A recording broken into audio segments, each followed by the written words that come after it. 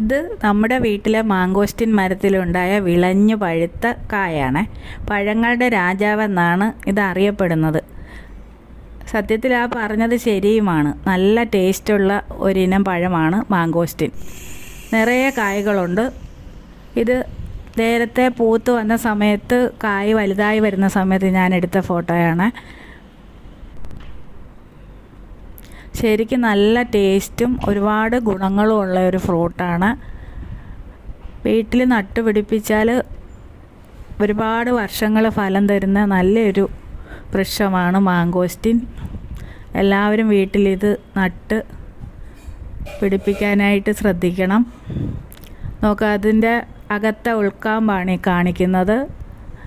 ശരിക്കും നല്ലൊരു ടേസ്റ്റുള്ള ഫ്രൂട്ടാണ്. നമുക്ക് കഴിച്ചാൽ വീണ്ടും വീണ്ടും കഴിക്കാൻ തോന്നുന്ന ഒരു ഇനം ഫ്രൂട്ടാണിത്.